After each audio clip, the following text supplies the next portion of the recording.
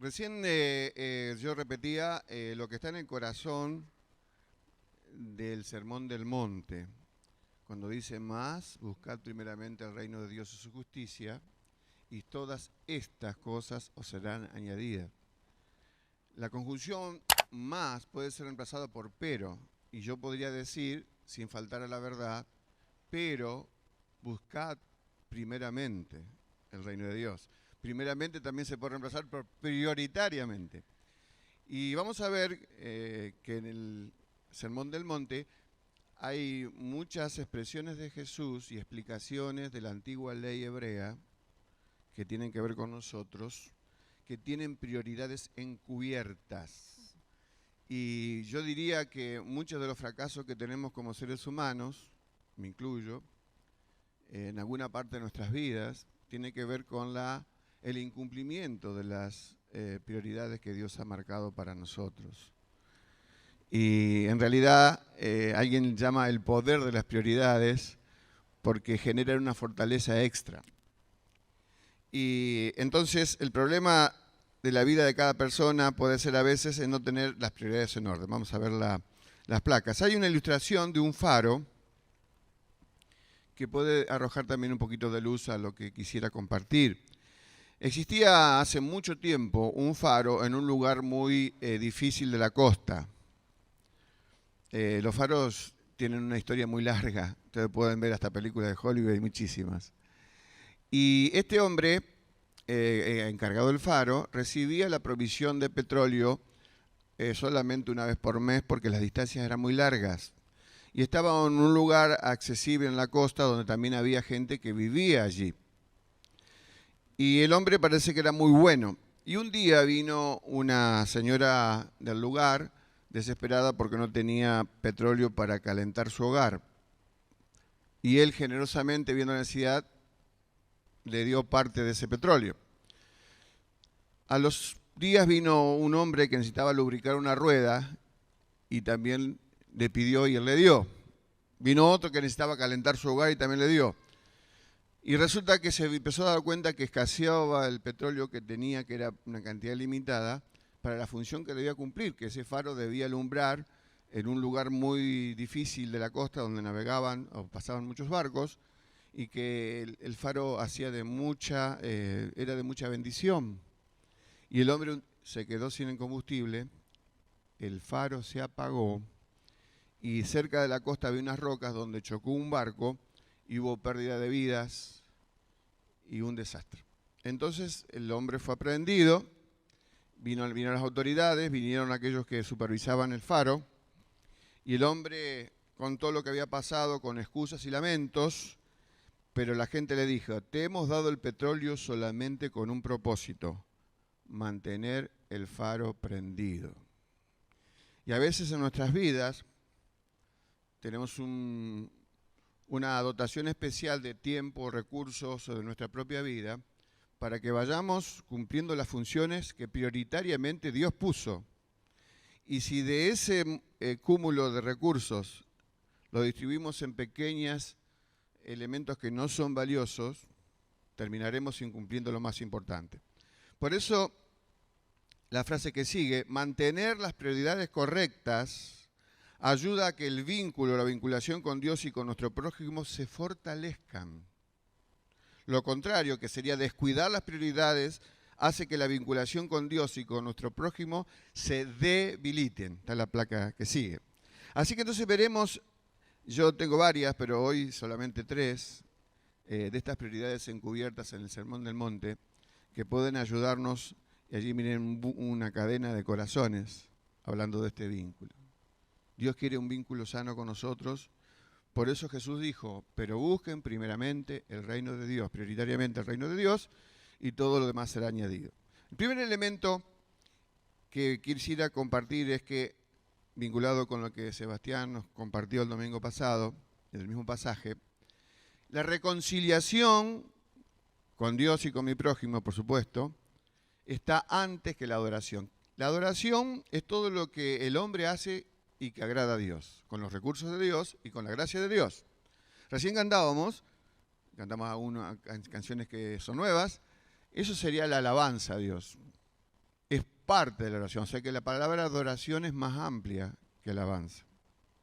Adoración es que vos cumplás el papel de padre, de esposo, de esposa, de abuelo si te tocó o no, y toda la tarea que vos hagás en honor a Dios, eso es adoración. Claro, algunas tienen un tinte de mayor espiritualidad, aparentemente, pero son todas demandas que Dios hace de nosotros. Pero en el caso de Mateo capítulo 5, para recordarlo del domingo pasado, 21, Jesús se comienza a interpretar correctamente mandamientos que fueron dichos antiguamente. Pero el paso del tiempo, eso se llama la tradición a veces nos traiciona. En el latín viene del mismo origen, tradición que traición. Y el mandamiento era no matarás, es parte de la ley de los 10 mandamientos. Por eso Jesús dice, oíste que fue dicho. Bueno, a los antiguos no matarás y cualquiera que matare será culpable de juicio. Y los antiguos intérpretes de la ley le enseñaban a sus oyentes, porque no todos tenían acceso ni tampoco cultura, no eran alfabetizados, diríamos en un término moderno. Y entonces estos intérpretes de la ley iban uno por uno de aquellos antiguos adoradores para explicarle qué quería decir esto. Pero la explicaban mal. Hoy se citó el libro de Génesis capítulo 4. Aunque no estaba escrita la ley todavía, Caín y Abel sabían que no había que matar, porque había una tradición oral de la ley de Dios. Luego estuvo escrita. Pero los fariseos que se ocupaban solamente del acto externo, el matar. Pero para que exista una mano asesina tiene que haber primero un corazón asesino. Y eso es lo que ellos no enseñaban. No enseñaban la cuestión del corazón. Por eso está el resentimiento, el rencor, las explosiones externas, la ira. Porque un corazón homicida hace a un hombre homicida. Aún cuando no llega al acto. Bueno, los fariseos de eso se olvidaban. Solo decían no mató a nadie porque nunca había matado, diríamos, literalmente a alguien. Pero cuánta gente se llenaba de bronca, de odio hacia personas y que, claro, por temor al castigo no llegaba al juicio. Por eso, bueno, el Señor entonces está explicando ahí que si un adorador iba al templo, bueno, en el antiguo templo llevaba un animal para que fuera sacrificado, esa era la ofrenda de aquel tiempo, pero ahí Jesús está diciendo lo que no enseñaban los maestros de aquel tiempo. Si hay problema de corazón, se debe resolver. Y a veces nos pasa que aún en la época de la gracia, todos seguimos teniendo problemas del corazón.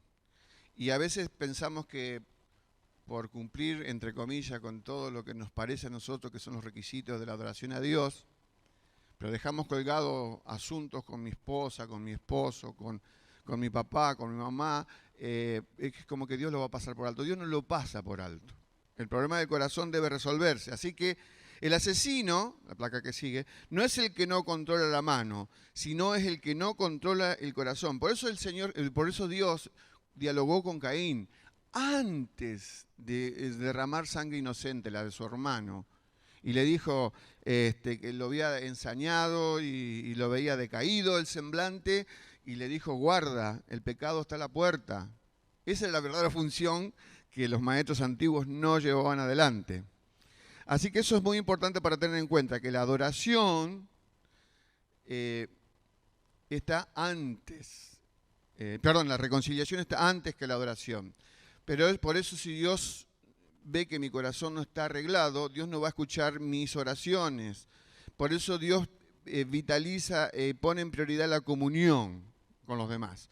Cualquier afectación de los vínculos, rotura de relaciones, siempre va a afectar la relación del hombre creyente que tenga con Dios. Siempre. Esto es una ley inalterable. Dice Juan, ya explicándolo con el tiempo, el apóstol Juan, él habló mucho de los vínculos y habló mucho del verdadero conocimiento de Dios. Y él dice en 1 Juan 4:20, si alguno dice, yo amo a Dios, y podríamos decir, y lo adoro, y aborrece a su hermano, es mentiroso. No es que lo dice un ser humano, lo dice Dios a través de Juan. Pues el que no ama a su hermano a quien ha visto, ¿cómo puede amar a Dios a quien no ha visto? Entonces la reconciliación está antes que la adoración. Por eso en el libro de 2 Corintios, donde se habla mucho del mensaje a compartir, dice Pablo en 2 Corintios 5:18, y todo esto proviene de Dios, quien nos reconcilió consigo mismo por Cristo. Nadie puede adorar a Dios verdaderamente si no está reconciliado primero con Él. Y nadie puede adorar a Dios verdaderamente si no está reconciliado con sus pares, con su prójimo. Y dice más, Dios estaba en Cristo reconciliando consigo al mundo, no tomándoles a quienes, a nosotros, en cuenta a los hombres sus pecados, y nos encargó a nosotros la palabra de la reconciliación. Y por eso dice que somos embajadores en nombre de Dios. Y Dios no ruega a nadie, pero sí el que predica de la reconciliación ruega a las personas que se reconcilien con Dios. Eso es lo que dice Pablo al finalizar este capítulo de 2 Corintios 5. Por eso, mis hermanos, mantener las relaciones correctas ayuda a que la vinculación con Dios y con nuestro prójimo se fortalezcan. Descuidar las prioridades hace que la vinculación con Dios y con nuestro prójimo se debilite. Por eso hay potencia en la práctica, bajo la instrucción de Cristo, bajo el gobierno de Cristo, de las prioridades que Él nos ha dado. Él dice, busquen primeramente, busquen una decisión que hay que tomar para buscar estar correctamente con Dios. Es nuestra responsabilidad, aunque luego sabemos que Dios es el que provee todas las cosas. Una segunda prioridad encubierta es que la integridad está antes que la falsedad. La integridad está antes que la falsedad. En el capítulo 6 de Mateo, allí está el texto bíblico, tenemos aparentemente, entre comillas, tenemos instrucciones sobre la limosna, sobre la oración, ahí está el Padre Nuestro, y también sobre el ayuno. Pero quiero decirles que no fue escrito esto, o no fue dicho por Jesús en el Sermón del Monte, ni para enseñarnos a orar, aunque implícitamente lo hace, pero lo que Jesús estaba allí tratando está encerrado en el versículo 1. Fíjense, está diciendo allí, ¿por qué yo debo realizar algún servicio visible o ayudar a otros? Debe ser un problema del corazón resuelto. Dice, guardaos. En nuestro lenguaje castellano, la palabra guardaos, otra traducción en la Biblia de las Américas dice cuidad, cuidad. Uno dice, no parece que en el castellano sea un verbo tan fuerte. Pero en realidad, por lo que Jesús va a decir, y va a emplear esa palabra guardarse o guardaos más de una vez en el Evangelio de Mateo. Allí la tienen, miren. Y lo leo primero en Mateo 6.1, que tiene que ver con el enemigo interno. ¿Quién es? Yo mismo, vos mismo. Dice, guardaos de hacer vuestra justicia delante de los hombres para ser visto por ellos. O sea, cuando la motivación humana está equivocada. Dice, de otra manera no tendréis recompensa de vuestro Padre que está en los cielos. O sea, no tendrá valor la acción que realizas. Pero como el Señor Jesús siguió enseñando, no solamente en el Sermón del Monte, sino más allá de él, en el mismo Evangelio de Mateo, va a usar la palabra guardarse, pero con otro sentido, focalizada en enemigos externos. Porque en Mateo 6.1 está hablando de un enemigo interno. ¿Quién es? Yo mismo. Cuando hago las cosas, tal vez aún las correctas, pero con motivaciones incorrectas. Mateo 7.15 dice, guardaos de los falsos profetas. Otra vez una palabra muy fuerte, guardaos, un verbo en el original que está hablando de aquellos que hablan falsamente en el nombre de Dios, los falsos profetas. Vuelve a insistir el Señor en Mateo 16.6, guardaos de la levadura de los fariseos y los saduceos. Estos eran personajes, los fariseos los intelectuales, y los saduceos eran una secta realmente del mundo hebreo que creían algunas cosas y otras no, con respecto a lo que Jesús predicó. Entonces lo que Jesús está usando esta palabra con guardarse es, tengan cuidado que esto produce problemas bien graves, diríamos gravísimos. Así que como el hombre de afuera puede generar una persecución y destruirme, en el caso de los fariseos, en el caso de la levadura que me traen, así también la falsa actitud espiritual mía frente a Dios y frente a mis hermanos puede también provocarme graves problemas. Ahí dice Jesús que hay que guardarse, y dice para, que indica a propósito, para ser visto de ellos. Esta palabra ser visto llama la atención, que es hacer teatro de la devoción. ¿Saben que uno de los más graves pecados que el hombre comete es hacer teatro con su devoción? Poner cara de circunstancia, cumplir ciertos ritos pensando que a Dios lo podemos engañar. A Dios no lo podemos engañar de ninguna manera. Entonces, enfocándonos en Mateo 6, que se habla de la limosna, se habla de la oración y del ayuno, Jesús no está hablando de la necesidad de ofrendar, lo hace en otro lado.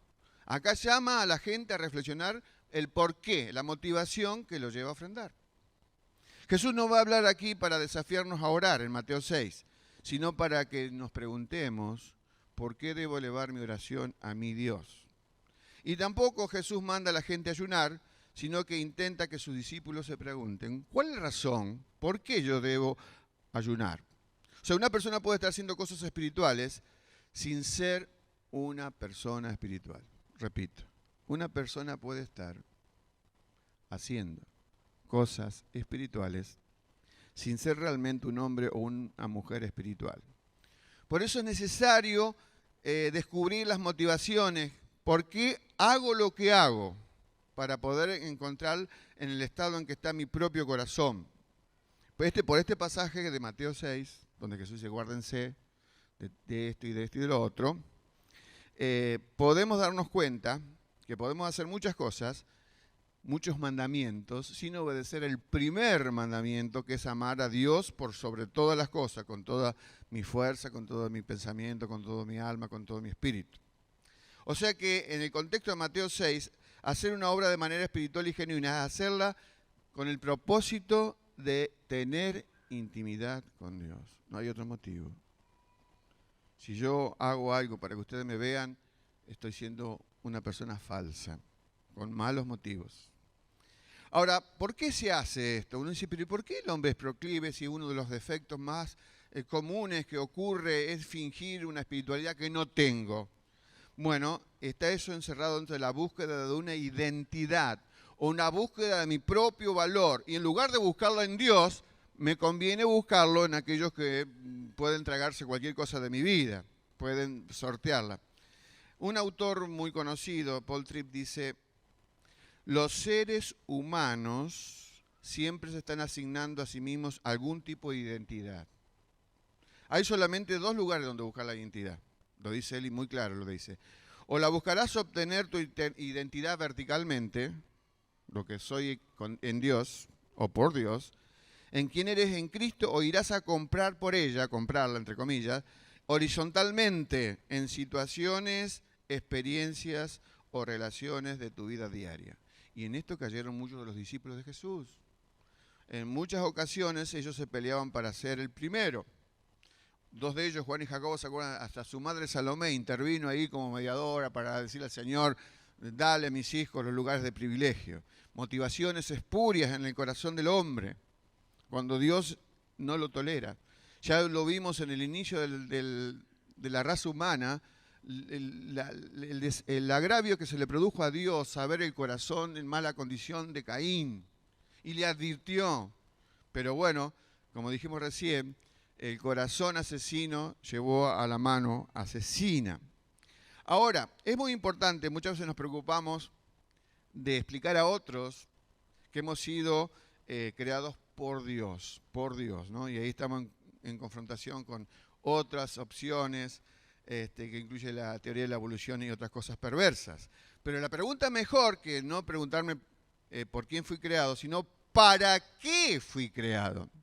Y un pastor que ya está ahora, creo en jubilación, Rick Warren, lo resume muy brevemente y dice, existes tan solo porque Él desea que existas. Fuiste creado por Dios y para Dios.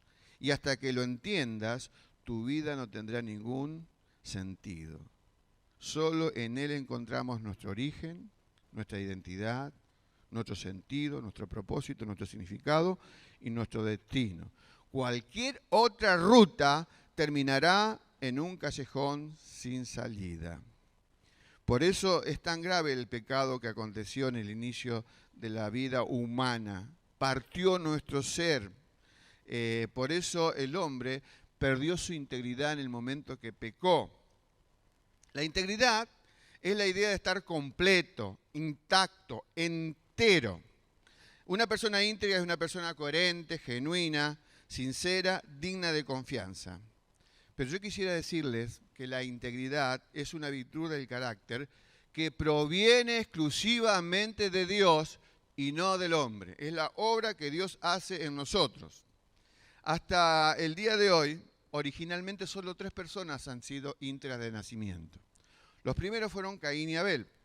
¿Qué pasó con ellos? Ellos fueron cautivados con una palabra extraña, alguien que se interpuso en su relación con Dios pensando ser el salvador de ese matrimonio, como diciendo con que Dios te ha prohibido, Dios no es tan bueno. Sí, claro, si vos avanzás podrás tener tus propios criterios y todo cómo los cautivó, porque eran muy inteligentes, tal vez los seres humanos más inteligentes, excepto aparte de Cristo, fueron Adán y Eva, hasta el pecado. Pero allí, cuando cayeron, se descubrió, por lo que sigue, que ya lo estudiamos detenidamente, que hay un elemento, y esto es muy importante, un elemento cohesionador, la pegatina de la personalidad humana, es la gloria de Dios y gozarnos en Dios. Cuando eso no existe, la pegatina ¿cuál es? Es buscar algún ente creado por Dios y yo asociarme con eso. Y ahí cuando fracasamos, porque no entendemos para qué fuimos creados. Cuando se produjo la caída del hombre, en realidad ahí nació algo terrible, la idolatría. Aún la idolatría del hombre por el hombre mismo. Entonces, el hecho de que el hombre fuera creado para Dios, para gozarse con Él, para vivir en intimidad con Él, eso fue quebrado y entonces tuvo que ser sustituido por algo, porque el hombre ese vacío lo llena con algo. Y lo llenó con la vanagloria humana y con nuestra propia búsqueda de felicidad y de significado, ya no en el Creador, sino en las cosas creadas. Y así hemos andado por el mundo. Ahora, gracias a Dios, esta personalidad que por el pecado tenemos y que está, podríamos llamar, aunque algunos se asuste, desintegrados. ¿Por qué estamos desintegrados? Porque tenemos mente, voluntad y afectos. Y a veces el hombre dice cosas que no siente. Nosotros, vos, yo. Afirmamos valorar cosas que en realidad no valoramos, ni perseguimos.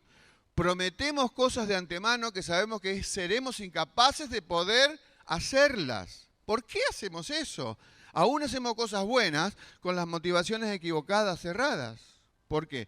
Porque desde el momento que caímos en el pecado, ese elemento cohesionador de la personalidad humana, que es Dios mismo, fue suplantado. Y entonces allí estamos a la deriva. Pero lo que es bueno, que el tercer íntegro que pisó esta tierra, que es Jesús, dice el libro de Hebreos, que fue 4, que fue tentado en todo, según nuestra semejanza, y sin pecado.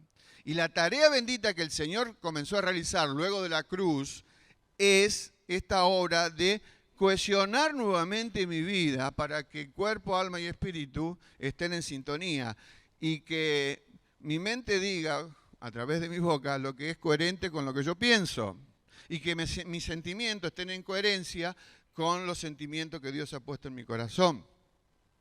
Por eso es la obra que Jesús está haciendo por su Espíritu en nuestros corazones. Es volvernos a ser íntegros. Perdimos la integridad cuando el hombre pecó.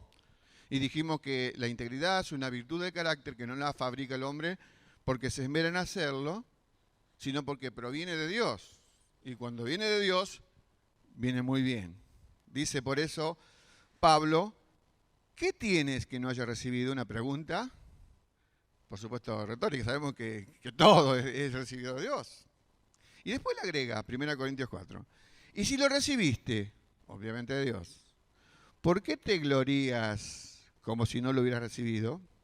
Y él mismo dice en el mismo 1 Corintios más adelante, pero por la gracia de Dios soy lo que soy. ¿Por qué soy lo que soy? Por la gracia de Dios. Nos dice acá por tu mérito, por tu esfuerzo, por tu capacidad, porque todo viene de Dios. Y su gracia no ha sido en vano conmigo. Antes he trabajado más que todos ellos, pero él aclara, pero no yo, sino la gracia de Dios conmigo.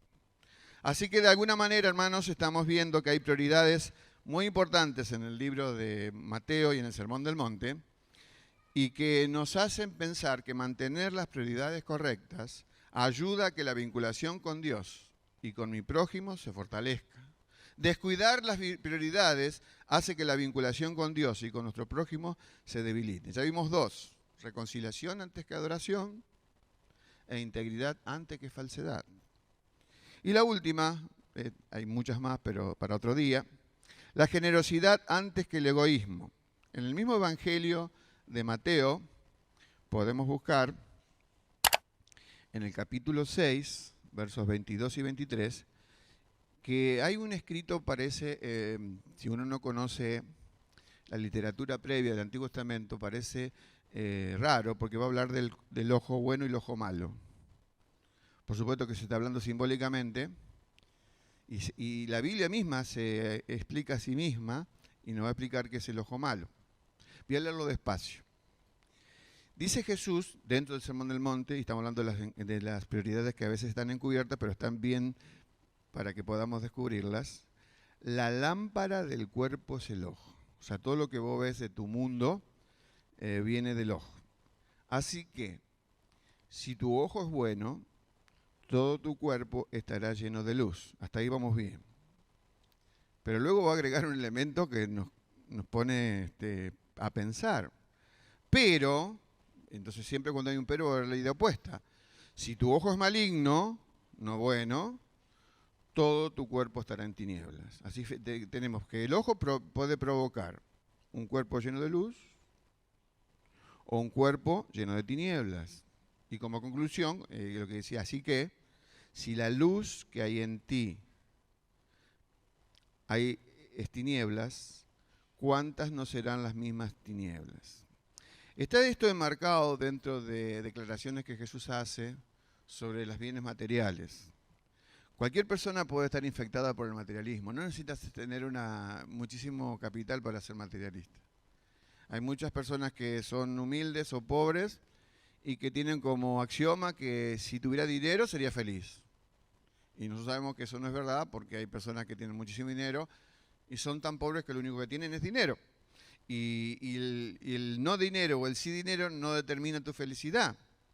Y entonces Jesús, cuando inclusive va a hablar en el Sermón del Monte de no hacer tesoros aquí en la tierra, lo que quiere decir es no te dejes poseer por lo material. Porque aparentemente la persona posee lo material, pero lo material posee a la persona. Entonces es la inversa y te determina. Y eso comienza a nublar la vista. Porque tengo que defender las posiciones que tengo, porque mi confianza está en ellas. Entonces Jesús advierte, inclusive la advierte con nombre propio, cuando habla que no se puede servir a Dios y a Mamón.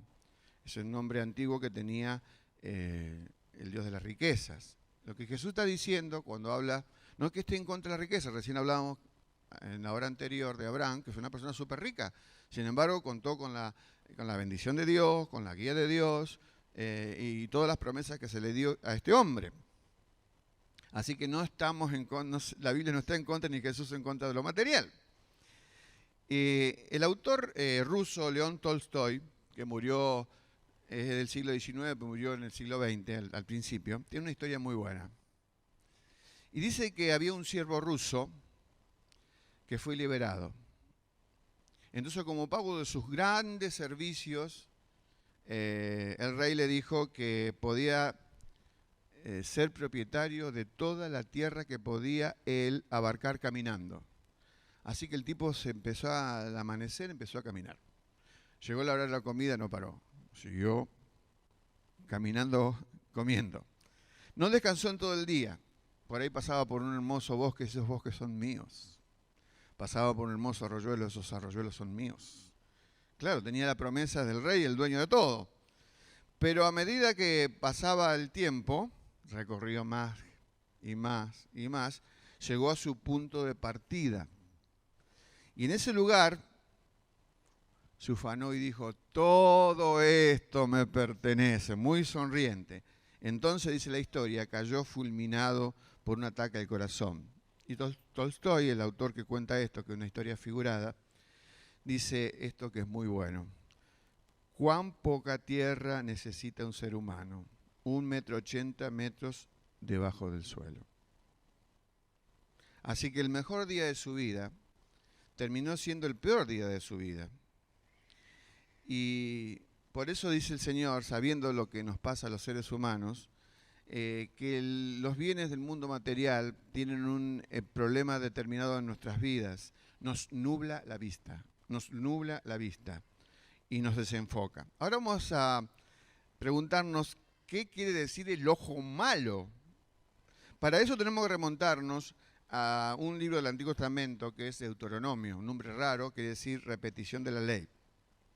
Y ese libro se escribió porque la generación joven de los hebreos que eran hijos de los que habían transitado el desierto, no habían sido instruidos directamente como lo hizo Moisés con sus padres. Entonces Moisés allí antes de cruzar el río Jordán le vuelve a repetir, por eso es deute, repetición, nomio, ley. Y cuando llega el asunto de los siervos y del manejo entre el pueblo, miren, dice esto de Deuteronomio 15:9, es un versículo que nos va a permitir interpretar qué quiere decir el ojo malo. Porque uno dice, ¿cómo puede ser el ojo malo? Entonces quiero decir lo siguiente, antes de leerlo. En el mundo hebreo había lo que se llamaba, había leyes muy justas.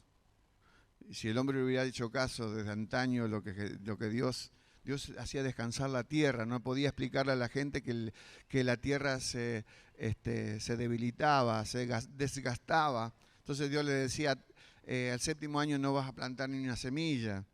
Y el año 50, que era un año del jubileo especial, también por 2 años el hombre no plantaba nada para que la tierra se recuperara. Pero esto tiene que ver con leyes que tenían de la vida diaria. No siempre las personas hacen un cálculo adecuado de sus recursos monetarios. Entonces, el año de la remisión era el séptimo año donde se perdonaban las deudas. Qué bueno que existiera eso ahora, ¿eh? Después de 7 años se terminaron tus deudas. Sería un alivio bárbaro. Bueno, Dios había creado eso. Entonces, imagínense esta historia. Pongan la imaginación a funcionar. Vos eras una persona pobre, estabas en el 6.º año, faltaba 1 para la remisión, no hiciste un cálculo bueno, tenías hijos que mantener, no tenías dinero para comprar, tocaba a la puerta de un vecino que a lo mejor tenía más recursos que vos y le decía, hice todo lo posible, todos los cálculos que hice, pero me salieron mal y ya no tengo más dinero y quiero venirte a pedir un préstamo para la comida. Los préstamos para la comida en el Antiguo Testamento no pagaban intereses. Los comerciales tienen otro sentido. Entonces la persona que me recibía, imagínense que yo era el que golpeaba la puerta, decía, Carlos, bueno, déjame pensarlo. Y la persona pensaba, si le doy plata a Carlos, en un año, si no me paga, no me devuelve nada. Porque el 7.º año de la remisión se terminaron las deudas. Entonces ahí era lo que era el ojo malo. Era equivalente a mente calculista. Como diciendo, el 6.º año que viene todavía el 7.º, me tengo que cuidar, que nadie me pide un centavo porque no me va a devolver. Eso es lo que Dios no quería, porque la persona estaba dominada con un interés económico y entonces primaba el interés económico y no la ayuda solidaria. Por eso la generosidad está antes que el egoísmo. El ojo bueno está antes que el ojo malo. Así que no se podía poner a pensar el antiguo creyente si iba a cobrar o no. Debía tener amor y simpatía y generosidad con su prójimo. Ustedes saben que en el mundo actual el hombre puede ser criticado más sobre asuntos de dinero que sobre cualquier otra cosa. Miren, si busca riqueza, decimos que está enloquecido con el dinero. Usaría otra palabra del lenguaje lunfardo, pero no quiero, ¿no? Si acumula dinero, es un avaro. Si lo malgasta, es un despilfarrador. Si tiene dinero sin trabajar, es un vividor. Y si vive a expensas del trabajo de otro, es un parásito. Pero nos tenemos que quedar con la que sigue. si lo comparte con equilibrio y sabiduría, será llamado generoso. Así que todos los seres humanos a veces estamos interesados de alguna manera en asuntos de dinero, no es porque nos apeguemos a él, pero quiero decirte que mucho del carácter del hombre y de la mujer tienen que ver con su reacción al dinero. Y me incluyo yo en primer lugar. Repito, mucho del carácter, acerca del carácter de un hombre o una mujer, tiene que ver con su reacción al dinero. Por eso el Señor advierte en el Sermón del Monte, lo estoy diciendo en una paráfrasis, no te apoyes en lo material, perderás la visión de la generosidad con tu prójimo. Así que lo que el Señor quiere es que desechemos de nosotros este ojo malo. Por eso si el ojo funciona bien, si es bueno, todo tu cuerpo, todo tu ser entero estará lleno de luz. Dios quiere que nosotros vivamos con las prioridades en orden. Esas prioridades que incluyen al prójimo a veces antes que nuestras cuestiones materiales. ¿Por qué? Porque mantener las prioridades correctas ayuda a que la vinculación con Dios y con nuestro prójimo se fortalezcan. Descuidar las prioridades hace que la vinculación con Dios y con nuestros prójimos se debiliten. Así que quiero Dios bendecirnos para que, dijimos en el comienzo, algo que podemos recordar ahora, que muchos de los problemas en la vida de las personas obedecen a no tener sus prioridades en orden. Recuerden la historia figurada del faro. Ese capital que tenía de petróleo era para hacer funcionar adecuadamente la luz. Pero si cuestiones menores, aunque pueden ser importantes aparentemente, me lleven a desviarme de mi mirada, voy a estar en dificultades. Dios quiere entonces reconciliación antes que la adoración, integridad antes que la falsedad y generosidad antes que el egoísmo. El ojo bueno que prevalezca sobre el ojo malo. Que Dios nos bendiga entonces, hermanos, para que podamos practicar las prioridades que el Sermón del Monte ha dejado a través de las palabras de Jesús, repitiendo por tercera vez el texto clave, ¿no? Más buscad primeramente, o sea, pero buscad prioritariamente el reino de Dios y su justicia y todas estas cosas, las que nos preocupamos, la comida, el vestido, la bebida, vendrán como añadidura. Así que prioritariamente, si busco a Dios, de Él vienen todas las cosas. Y eso nos ahorraría muchos estados de frustración, de ansiedad, cuando nos ahogamos en medio de un vaso de agua, sabiendo que Dios siempre es nuestro proveedor. ¿Qué tienes que no hayas recibido? El Señor es el gran dador de todas las cosas. Por eso tenemos que buscar primeramente, no solamente dice el reino de Dios, sino dice su justicia. Su justicia se refiere a un estilo de vida que agrade a Dios. Es la vida que se vive luego de tener a Cristo como centro de nuestro ser. La vida es la práctica de la salvación en tiempo presente. Cuando luchamos contra el poder del pecado, que puede ser todas las cosas que dijimos recién, que tratan de descalificarnos y desviarnos del sentido de la vida. Así que Dios haga que podamos vivir en esa promesa. Buscar primeramente el reino de Dios y su justicia. Y todas estas cosas, las que te preocupan, las que te hacen a veces perder el sueño, las que a veces te inquietan, serán satisfechas por el Señor. Yo ya soy viejo y he descubierto de que Dios nunca falló. Las veces que falló en mi vida cristiana es por culpa mía, no por culpa de Dios. Así que yo creo firmemente en esa promesa del Señor, que las prioridades cuando están puestas como se deben, la vida es una vida bienaventurada. Que Dios nos bendiga. Nos ponemos de pie, hermanos, despidiéndonos a Dios en oración, rogando la práctica correcta de las prioridades de Dios en nuestra vida cotidiana. Señor nuestro Dios, gracias porque tú has previsto para nosotros una vida aquí en la tierra en la cual estamos de tránsito, en la cual estamos brevemente, pero vivir sustentados por ti, Señor, no solamente espiritualmente, sino también físicamente, porque tú eres el dador de toda cosa buena, tú eres el Padre de las luces, de ti vienen todas las cosas buenas, y ayúdanos a entender que hay cosas que debemos respetar. Debemos estar reconciliados con las personas que están cerca nuestra antes que venir a adorarte a ti. vivir en integridad antes que en la falsedad y practicar una vida generosa. Y eso nos cuesta, Señor, para que podamos combatir nuestro egoísmo. Bendice a nuestra iglesia en esta semana, que sea una semana de victoria, donde tú seas el centro de todas las cosas. Por el nombre de Jesús lo decimos. Amén. Dios les bendiga, mis hermanos.